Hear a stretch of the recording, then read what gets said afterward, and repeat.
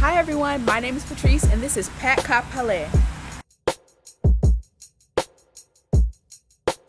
This is my first video outside. I'm sorry if you can't hear me as well. The cicadas are starting to chirp and we have a generator going outside. Yes, a full generator.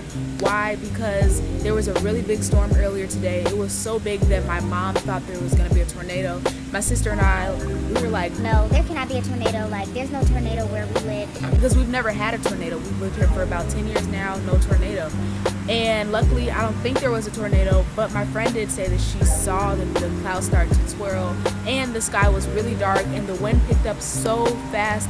The car in our driveway started to shake and a lot of limbs from trees fell down, really big ones, not just little twigs. But we do have little twigs in the backyard, in the front yard, and all over the street and stuff like that. And I know all this stuff happened, but I did not want this to stop me.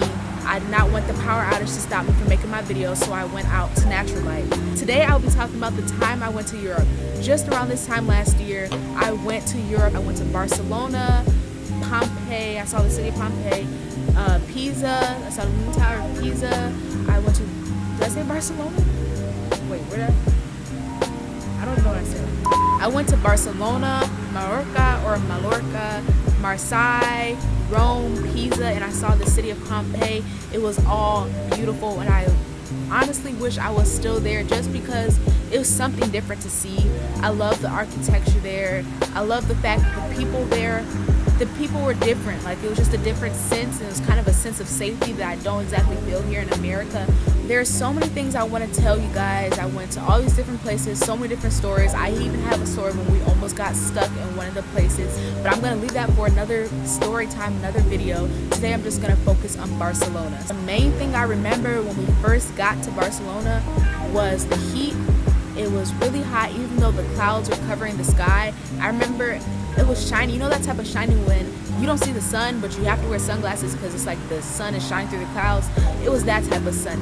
So we got to our taxi and we were driving, and the first thing I noticed when we were on the road was the graffiti on the sides of the highway. A lot of people have different points of view on graffiti, but I kind of find it as art. I think a lot of graffiti that I see, like the pictures and the words, it's pretty fascinating to watch. So I like watching how people had different fonts of writing Barcelona and Spain and all these different things in Spanish. A funny story about when we were in the taxi, I remember the taxi driver was talking to us in Spanish, right? My dad, he's somewhat fluent in Spanish. I know a little bit of Spanish, but I remember the guy asked my mom how she was doing in Spanish, and she was like, yes. It made no sense, and for my dad and I, we understood what the guy was saying, but my mom didn't. To continue on, we got to our Airbnb and we met up with my brother. The Airbnb was gorgeous, probably the most beautiful house I've been in before. It had marble floors, the walls were kind of a matte type of stone type of texture. It had white furniture, grayish type of furniture. It was very modern. It had 2 bathrooms, 3 bedrooms I believe, a balcony, and then it had an outside type of closet. It had a little small dining room area inside the kitchen. I don't know if I said living room, but it had a living room. It was so pretty.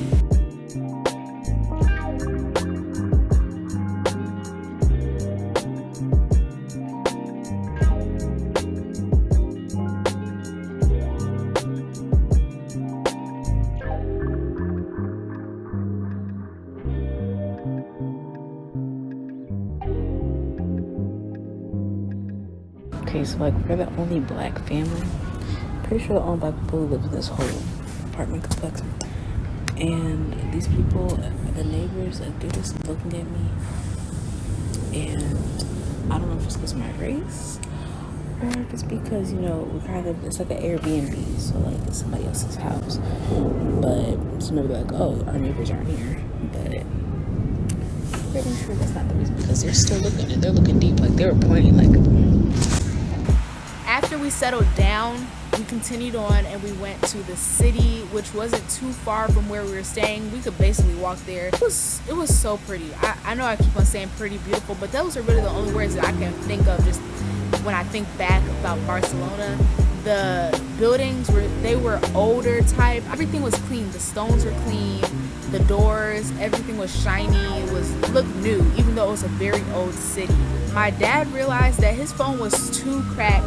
He cracked it previously while we were in America, and as he was tapping on his phone, it was just annoying his thumbs and stuff. So we had to get it fixed. So the first thing we were looking for is first a CVS type store or a drugstore to get some type of snacks and stuff. And then next was going to be a phone place, and we found a phone place. And the person said that it would take an hour to fix his screen. So we said, okay then. So we just went on and explored Barcelona like we were meant to do in the first place. The first tourist site that we saw in Barcelona was the Sagrada Familia. I hope I pronounced that right. It was stunning, it was breathtaking, really tall, and it was under construction. That was the only thing we saw that's considered a tourist site, and the rest was just things that people who live in the city would just go to every day, like cafes and stuff.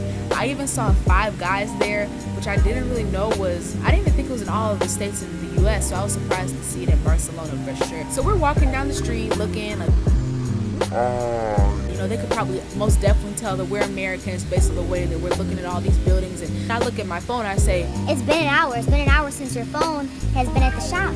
and it was the hour before the store closed. So we were speed walking fast and twisting and turning across every single corner to try to get back to that store to get my dad's phone. And when we finally got back, the sun was about to set, or was setting, and my dad realized it was closed, and we're like, oh my gosh, we have to leave to go on the boat tomorrow. We do not have time. We do not know how we're gonna get his phone back before we have to get to the ship tomorrow. And that's when my dad kind of went, I don't want to say crazy, but he was like, no, I'm going to get my phone. It's like hitting on the door, knocking on the door really loud, like, you guys, my phone's there, my phone's there. There was someone inside the shop, and they were able to give him his phone back. But I just remember being really scared, like, are we gonna have to stay an extra day in Barcelona to get his phone back? I did not know what was going to happen. After we got his phone, we had some food there. I was so boring. I got some French fries. I honestly wish I would have tried more things that's native or that's more cultural in Spain, or something that a lot of people eat there. But I was basic and I just had some French fries. The sodas and candies taste different there, even though it's the same brands that America has. Besides not eating the food that they usually eat in Barcelona, I wish that I would have taken more pictures. Really throughout the whole cruise, I didn't take that many pictures because I was more living in the moment. And it's good to live in the moment, but it's also good to take pictures to savor the moment. So that's one thing I wish I could redo. Like I said, I went to many other places in Europe, and I really wish I could share it in all one video, but I feel like it would be better and easier for you guys if I made it a bunch of different videos. So stay tuned for the next video if you want to see what it was like in the other countries.